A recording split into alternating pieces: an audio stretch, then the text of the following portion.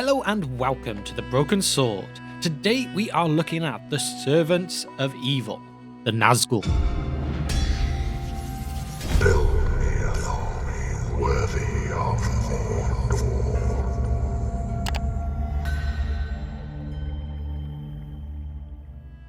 3 rings for elven kings under the sky, 7 for the dwarf lords in their halls of stone, 9 for mortal men doomed to die, 1 for the Dark Lord on his dark throne in the land of Mordor where the shadows lie.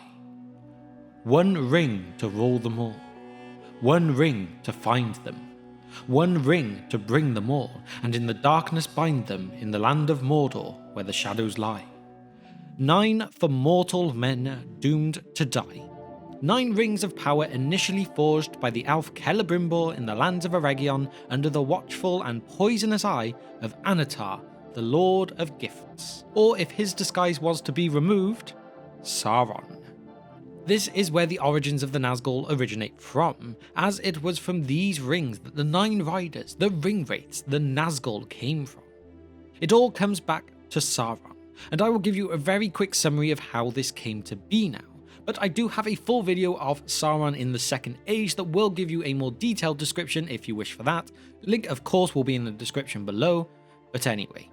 After the defeat of Morgoth at the end of the First Age, Sauron had run and hidden rather than face the judgment for his actions in Valinor.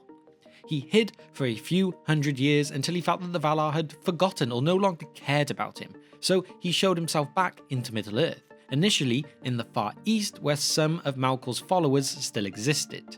Then he begins to build his impressive tower of Barad-dûr within the lands of Mordor. We fast forward a bit to when Sauron would show himself to the elves. However, this would be under the disguise of his fair form, and he named himself Annatar, Lord of Gifts. And here he claimed to be a representative of the Valar. The Elves of Lindon, led by Gil-galad and Elrond, rejected him, for something felt off. However, he did find more luck in Eregion with the Noldoran smith Celebrimbor. Celebrimbor was the grandson of the great Silmaril craftsman and enemy of Morgoth, Fëanor. Annatar would manipulate Celebrimbor and his group of smiths known as the Gwaith-i-Mírdain, and this would be to forge rings of power, of which he touched and tainted himself, and then when he went on to forge his own master ring, it was in the aim to control all wearers of the others. However, Celebrimbor had forged 3 rings of his own in secret too, so when Sauron put on his 1 ring, his true intentions were revealed to the wearers. The wearers of these 3 were all elves. You had Cirdan the shipwright of the Grey Havens, Gil-galad, High King of the Noldor in the Kingdom of Lindon, and Galadriel, Lady of Lorien, with which she strengthens and enhances the realm where she resides. Now, the reason this is all important is it led to Sauron demanding all these rings back after his plan was revealed, as he believed that they were rightfully his. They couldn't have made those rings without him. He has the right to keep them. But this request was rejected for quite obvious reasons. So, the War of the Elves and Sauron happened, and this ended up with Sauron destroying Eregion and then capturing the Rings of Power anyway, which he then distributed as the Ringverse described at the beginning. But a question may occur with this: why did men get 9? Well, let's jump into the Silmarillion for a moment to have a look at why this might or might not have been. Men proved easier to ensnare. Those who used the 9 rings became mighty in their day. Kings, sorcerers, and warriors of old. They obtained glory and great wealth, yet it turned to their undoing. They had, as it seemed, unending life, yet life became unendurable to them. They could walk, if they would, unseen by all eyes in this world beneath the sun, and they could see things in the worlds invisible to mortal men. But too often they beheld only the phantoms and delusions of Sauron, and one by one, sooner or later, according to their native strength and to the good or evil of their wills in the beginning, they fell under the thraldom of the ring that they bore, and under the domination of the One, which was Sauron's. And they became forever invisible save to him that wore the ruling ring, and they entered into the realm of shadows. The Nazgul were they, the Ringwraiths, the enemy's most terrible servants. Darkness went with them, and they cried with the voices of death. So really, if you're looking back at that question, I feel the very first line of that quote gives a fairly good reason. Men were the easiest to ensnare of all the races, meaning this was Sauron's easiest way of creating his most powerful servants. So, these men now became wraiths, fully under the rule of Sauron. It is said in the same year that Tar and Calimon took the scepter in Númenor in 2251 of the Second Age, that these wraiths, now the Nazgul, first appeared in Middle-earth. It is unknown exactly where or why they made their first appearance here, nor what they were really doing for the remainder of the Second Age either. This of course includes the Dark Years when Sauron controlled a large percentage of Middle-earth, as well as the War of the Last Alliance and the events that that war included. It can be assumed that they were there fighting during the battles, as it would seem foolish to have not had them involved, but regardless, we do not actually know, and then when Sauron is finally defeated by the hands of Elendil and Gil-galad, the Nazgul would just fade away into the shadows until their master would once again regain his strength. This means that we must now travel about 1,000 years into the Third Age of Middle-earth. Gondor and Arnor have been founded, and Sauron finally has the strength to return, coming as a shadow to the forested land of Greenwood the Great, previously ruled by Oropher, who had been a Cinder Prince, but he had fallen during the War of the Last Alliance, so now the realm was ruled by his son, Thranduil, who becomes king of the Woodland Realm, and is the same one that we meet in the Hobbit adventures. It is also worth noting that by this time that all 5 of the Astari, or the wizards, were now located within Middle-earth, as sent by the Valar to help and assist the peoples of Middle-earth against the dark power of Sauron. Initially, these wizards, along with the others of the group known as the Wise, who were basically the most powerful of the elves of this time, thought that this shadow was potentially one of the Nazgul, but in the end they will come to realise that it is truly Sauron disguised as the Necromancer. It actually took until around the year 1300 of the Third Age before it could be more certain that the Nazgul reappeared. This was when the evils of the world began to multiply once again. The orcs started appearing once more out of the Misty Mountains, and evil men gathered to the Witch King, the lord of the Nazgul in the kingdom of Angmar in the north. This is where the Nazgul, or more specifically the Witch King, starts to make his mark on Middle-earth, as it is from this realm that he leads his army in a war against Arnor, which officially begins in 1356 of the Third Age. Like the War of the Elves and Sauron, I will go over this one more briefly here, as a full in-depth video about the entirety of this war is in the works, but as a quicker overview. During the early years, the Witch King will lead an assault on none other than Rivendell. However, Elrond was able to break this siege and prevent them from doing any damage to Imladris, and then bring in reinforcements up north. Then when we get to 1409, the Witch King would lead another great attack out of his fortress of Carn Dûm at the north of the Misty Mountains, but this time not against the elves, this time on the Dunedain in Arnor. It was not actually common knowledge at this point that the Witch King was one of the Nazgul who served Sauron. They thought he was more just some powerful evil sorcerer, but they certainly came to learn it. Arnor was made up of 3 kingdoms. You had Cardolan in the south, Rhudaur in the east, and Arthedain in the west. Over time, the Witch King would lead his forces to victories over Rhudaur first, where they killed many of the Dunedain. The second to fall was then Cardolan. But before moving on to Arthedain, the Witch King ordered the siege of the Watchtower of Amon Sul, also known as Weathertop, as this was the most central point to the entire region. Here they killed King Arveleg, but the surviving men took the Palantir that was located here and took it back to Fornost, the capital of Arthedain. The Witch King followed though, and siege was then laid upon Fornost itself. However, reinforcements from both Elrond and Cirdan forced a retreat back to Carn Dûm for the Witch King. There was then a period of quiet in the war now, as the Witch King needed to regather the strength that he lost. During this time, he would send the Barrow Wights to haunt the Barrow Downs, and the other 8 of the Nazgul are said to have returned to Mordor while Gondor was distracted with the war up north. Then, in the year 1974, the Witch King would believe he was strong enough once again and launch a sudden attack, once again on Fornost. He won. Fornost fell. Therefore, Arnor fell. There was a retaliation though led by Eomer and Cirdan as the Battle of Fornost would take place. The Witch King would underestimate his enemies and be defeated here, once again having to fall back to Khârn Dûm. However, he would not make it there in time. He was caught up by Eonor's horses and Glorfindel too, and the power of Glorfindel scared the Witch King so much that he had to escape elsewhere, somewhere into the shadows that no one knew. It is in fact at this point that Glorfindel would speak the prophecy saying that not by the hand of man will he fall. The Witch King would end up back in Mordor now, along with the rest of the 9, then they would stay here for a time while they waited for their master to return. The next big accomplishment of the Nazgul comes at the turn of the next millennium.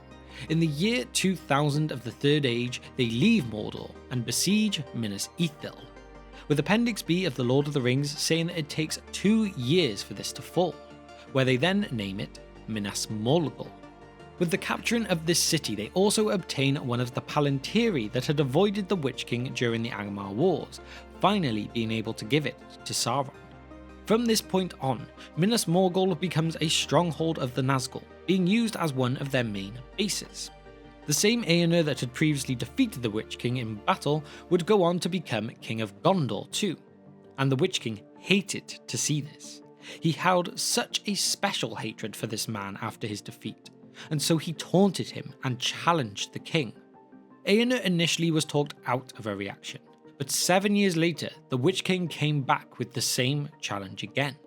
This time, Eonor did react, and he rode with a small number of his soldiers up to the gates of Minas Morgul. He entered those gates. He never left. No one knows what truly happened to him, but it is safe to say it would not have been a pleasant end. This is what led the line of the kings to break, and so Gondor now came under the lines of the Stewards, that is until Aragorn would return at the time of the War of the Ring. After this point we have another period of peace, this time known as the Watchful Peace, as it is during this next 400 years that Sauron has initially fled Dol Guldur, attempting to hide from those of the White Council. He needs to hide his identity still, and so the Nazgul hid themselves too within the Morgul Vale. In 2460, Sauron returns to Dol Guldur, signalling an end to the Watchful Peace as the Nazgul continued to hide. And only 3 years later, the One Ring reappears to Deagol, who is then killed by Smeagol to gain it as his birthday present. The first action of the Nazgul after this is to build their armies and then attempt to capture Osgiliath in 2475, which was successful, but only initially. It was the steward of Gondor at that time, Boromir, who led the counter that drove out their armies, and not just out of Osgiliath, but out of Ithilien too. This caused the Witch King to develop great fear of Boromir. However, Boromir would come to die of a Morgul wound, so would not rule for more than 12 years. Now I would like to just quickly pause the video here for a moment to ask you all a question. In this video I'm going over the full story of the Nazgul, but I'm not really delving into their powers and their abilities. So would you like to see that as its own future video? Please, if you would, let me know by leaving a comment of powers and abilities below, just to show that there is interest for that. I thank you in advance. Now, hundreds of years pass again until Sauron has returned to Mordor and openly declares himself. He now sets a new task for the Nazgul. Find the One Ring. Bring it to him. He has learned the information of Baggins and Shire from the creature golem, so will only now send his best to complete this task. The Ringwraiths, who had no will but his own, being each utterly subservient to the ring that had enslaved him, which Sauron held. So on one hand you have these Nazgul, who are enslaved to their main objective of finding their way to this Baggins, but at the same time, Sauron knew he must also test the strength of Denethor in Gondor to hide their true purpose of the Nazgul being sent forth.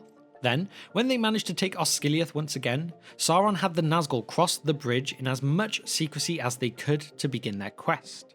And it is worth noting here too, the Witch King had remained in Minas Morgul along with 6 other of the Nazgul, and his second in command, the only other named Nazgul, Khamûl, the Shadow of the East, was in Dol Guldur with the last remaining Nazgul too.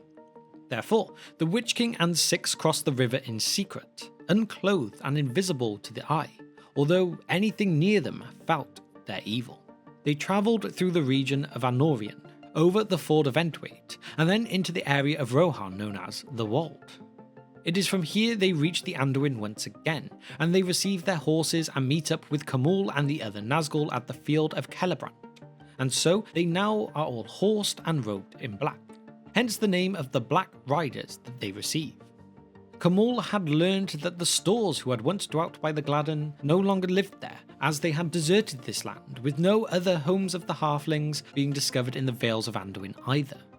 And in case you didn't know, the Stores were one of the 3 breeds of hobbits, and these ones were the ones most comfortable with water. Despite Khamûl's information, the Witch King still wished to search in these lands and to the north, hoping at the very least he might find the creature Gollum. However, he was still very wary of the power that came from Lorien, so he did not wish to go too close to these lands either. They searched for a time, but no joy was forthcoming, and along with that, the anger of Sauron grew and grew back in Mordor at their lack of success. Sauron even sent messengers with threats from the Dark Lord that filled even the Witch King with great fear. With these threats did come some useful information though, that Saruman had captured Gandalf, so there was a high chance that he had knowledge of the One Ring's whereabouts, even though he did not believe the wizard had it himself. Therefore, straight to Isengard they rode, and with great haste too. Gandalf had escaped Orthanc by the time they reached Isengard, but the Nazgul stopped at its gates. Saruman knew here he was caught out to be an enemy to both sides, and that only gaining the One Ring now would save him, but also that the circle of Isengard was too strong to be brought down without a greater force than simply the 9 riders. So the Witch King would only hear the voice of the wizard ring out. "It is not a land that you look for," it said. "I know what you seek, though you do not name it. I have it not, as surely its servants perceive without telling. For if I had it, then you would bow before me and call me Lord. And if I knew where this thing was hid, I should not be here, but long gone before you take it. There is one only whom I guess to have this knowledge, Mithrandir, enemy of Sauron. And since it is but 2 days since he departed from Isengard, seek him nearby." Saruman may be a traitor, but his voice was still a powerful weapon of his, so the 9 took his word without question, and so they chased after Gandalf into Rohan. Upon their travel they crossed paths with Grima Wormtongue, who was travelling to Isengard to warn Saruman of Gandalf reaching Edoras and speaking words against him. Wormtongue revealed everything to the Nazgul, and quickly due to the terror that he felt. The Witch King let Wormtongue live after he spilled everything, only because he knew that the terror he felt was too great for him to ever talk about this encounter again. The Witch King led them west out of Rohan and into the land of Enedwaith, and then to Tharbat. From here they rode through Minhiriath, where they captured spies and servants of Saruman, one of which had charts prepared by Saruman which showed and described the Shire that they had been searching so hard for. These spies were then sent to Bree, but now under the service of Mordor, not Isengard. They came to Sarn Ford on the southern border of the Shire, which was in fact guarded by the Dunedain to the Witch King's surprise. Although initially they attempted to hold the Nazgul off, the Witch King proved too powerful and swept them away. The Nazgul now split up. 4 entered the Shire itself, while the others pursued the rangers who fled to the east, after which they returned to watch over the Greenway, also known as the North Road that was the road which had initially connected Arnor and Gondor. Khamûl was one of those to have entered Hobbiton, coming to question Hamfast Gamgee, Samwise's father, but came to learn Frodo Baggins had left the day before. The next day, one of the riders came close to Frodo at Woody End, a wooded area of the East Farthing of the Shire. However, the arrival of a company of elves scared them off. The next attempt by the Nazgul was to have one of them speak to Farmer Maggot in the Marish in the East Farthing too, and here ask him about any Baggins that he may know of, which led Farmer Maggot to send them back towards Hobbiton. The Nazgul knew this information was old, so they offered him gold if he let them know if Baggins did appear this way. Elsewhere, 2 of the riders had arrived in Bree, but with no joy initially at the Prancing Pony, they then continued to Arket, a small town to the east of Bree. Still no luck for the Nazgul. A couple of days later the riders both raided Crickhollow and the Prancing Pony. Crickhollow because this is where Frodo claimed to the rest of the hobbits that he was moving to before he was going to secretly sneak off on his adventure. And then of course the Prancing Pony was where they actually were. However, the hobbits had met up with Aragorn by this point, and Aragorn had taken them out of their hobbit rooms and into his own.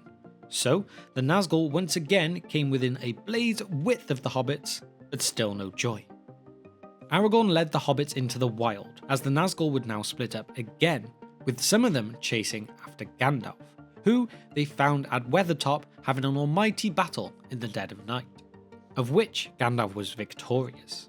And then, with Gandalf having fought off these 6, he had 4 chase him as he escaped north, with the other 2 then waiting and joining the Witch King and the remaining 2 Nazgul as they waited for Aragorn and the hobbits.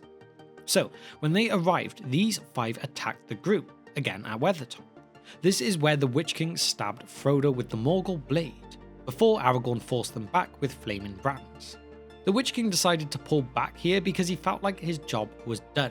It was just a simple matter of time now before Frodo turned into a wraith and voluntarily gave him the ring.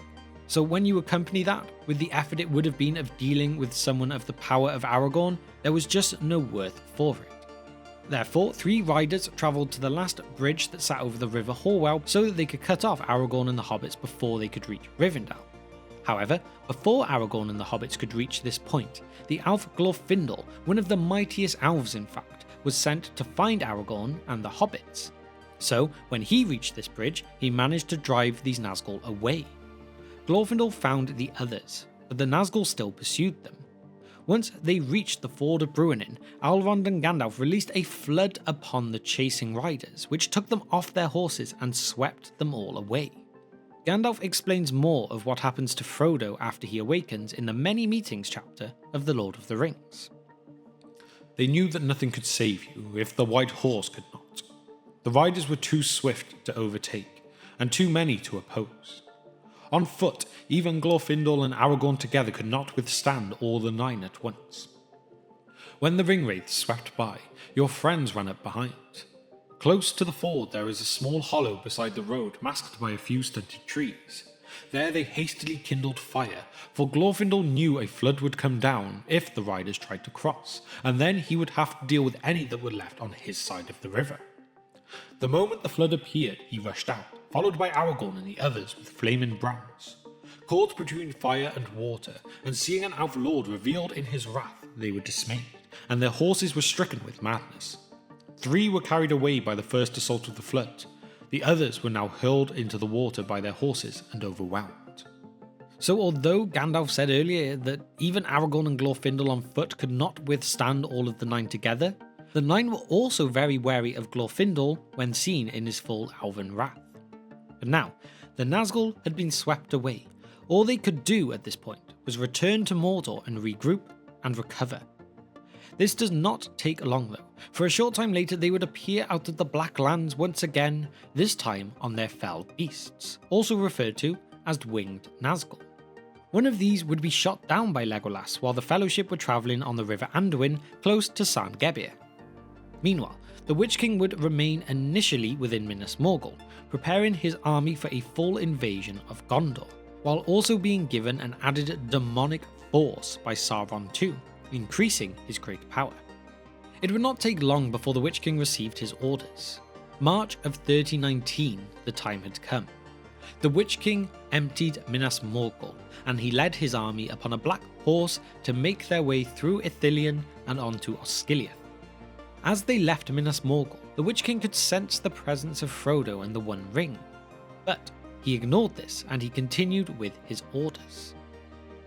The Witch King would easily take Osgiliath as his presence pierced the hearts of the defenders with terror, and so would push on to lay siege to Minas Tirith. Just before this, Faramir, brother of Boromir and son of Denethor, steward of Gondor, had been wounded by the Black Breath. However, he had managed to get back to Minas Tirith before it was too late. Now Minas Tirith was under siege. A grand army was at its walls with several of the Nazgul mounted on foul beasts leading it, and their first move?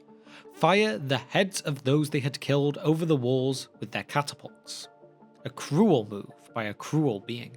The Witch King then used his sorcery to empower the battering ram Grond, named after the weapon of Morgoth, so that on the third attempt it shattered the great gates of Minas Tirith. The Witch King attempted to be the first to enter the city. However, he was met by none other than Gandalf the White upon Shadowfax, and I feel the mentioning of this deserves the passage from the book. "You cannot enter here," said Gandalf, and the huge shadow halted. "Go back to the abyss prepared for you. Go back! Fall into the nothingness that awaits you and your master. Go!"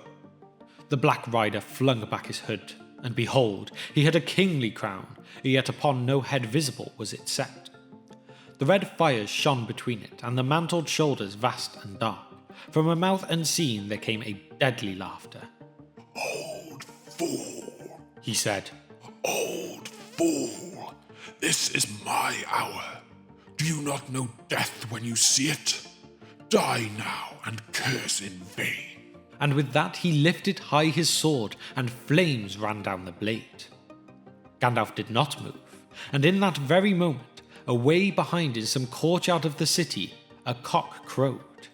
Shrill and clear he crowed, recking nothing of wizardry or war, welcoming only the morning, that in the sky far above the shadows of death was coming with the dawn. And as if in answer there came from far away another note. Horns, horns, horns. In dark Mindolorim's sides they dimly echoed, great horns of the north wildly blowing. Rohan had come at last. So before an epic battle could ensue from this confrontation, the Witch King left, mounted one of his foul beasts, and made off to deal with the Rohirrim. He located King Theoden of Rohan within the battlefield and made for him. A dart took down Theoden's horse, Snowmane, which fell upon the king, crushing him. Then some warrior appeared before him, some warrior named Dernhelm. The Witch King cared not, that is until they revealed themselves to be none other than Eowyn, niece of Theoden, a woman. The Witch King had a flash of Glorfindel's prophecy, but surely, he thought, it would come from some hands more powerful than this. He made forward. Eowyn's first move? Decapitate the foul beast he sat on. This angered the Witch King even more, and he knocked her down with his great mace. However, at this point, something unexpected to the Witch King happened. A certain hobbit, a halfling, Meriadoc Brandybuck, snuck up behind him and stabbed the Witch King in the leg with a blade of Westerness that he had received from Tom Bombadil months before after being saved from the Barrow Downs. This dagger broke the spell that laid upon the Witch King, and then Eowyn drove her sword through where its head would be. The sword shattered, but it did its job. The Witch King had been defeated by a woman and a hobbit. And not just this, the Battle of the Pelennor Fields had been lost by the forces of Sauron too. That spells the end for the Lord of the Nazgul, the Witch King. But what about the other 8? Well, they survived the Battle of the Pelennor Fields, and then were at the Black Gates when the army of the West attacked, being part of the force that met them there.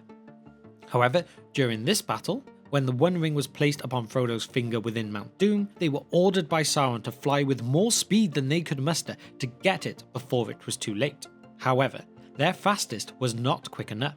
The ring fell into the fires, along with Smeagol, and the remaining Nazgul were all caught up within the eruption that came from it.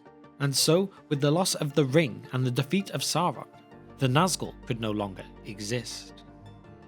So there we have it, a look at the full story of the Nazgul, Sauron's greatest servants. These powerful dark wraiths are shrouded in mystery. We have long periods of time without knowing much of their actions, and we know virtually nothing of their origins. The little we know is that potentially 3 are said to come from Numenor, with maybe even the Witch King himself being one of these, as he is the most powerful of the 9. But that's a guess. And apart from that, we only get the true name of 1, and that came from the Unfinished Tales stories, where we get Khamul, who came from the Easterlings. And even then, he might have been a king, he might have been someone lesser, we cannot know for sure.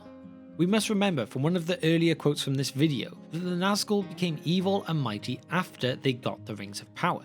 This means that technically they could have been good or evil before. They could have been kings, queens, great warriors, or peasants, nobodies. It was the rings that made them equal, and we have nothing that tells us what came before. Obviously, it makes more sense for Sauron to give them to more powerful and noble men for his greater cause, but it doesn't mean he did that for all 9. But nonetheless, these Ringwraiths, these Nazgul, they were the most terrible servants of Sauron, and they were fully deserving of that title. So, I hope you all enjoyed this video today, but this now leads me to my question for you all today, which is, do you think any of the Nazgul may be given backstories in the new The Lord of the Rings on Prime show? Would you like to see this happen, or do you think it would be a disservice to Tolkien if they did? After all, in the Shadow of games, they did give the Nazgul some backstories, admittedly a couple of very strange ones, but a lot of people weren't happy about that, so if they went with different backgrounds, could you perhaps get on board with it? Please let me know all of your thoughts and opinions on this subject in the comment section below. And now firstly, to finish up, I gotta quickly mention our other channels, which will all be linked in the description below, so please check them out, and also to shout out our patrons. Firstly, we have our Divine Power tier members of Kevin, Abram and Matt, you are all awesome, and a big thanks to our Fire Demon tier members of Nashith, Denver Steel and Gregory, and as well I cannot forget the Wizard Staff tier members of John, Andrew and Finrod Felagund. You are all true legends of the Brohirrim. Finally, if you have managed to reach the very end of this video with me today, and you have enjoyed what you've seen, then please hit that subscribe button and hit the bell icon too so that you can be notified of future uploads. This may sound like a nothing thing to you, but it does massively help out the channel, and it only takes a couple of clicks. So, thank you if you have managed to reach the very end of this video with me today, and I will see you next time on The Broken Sword.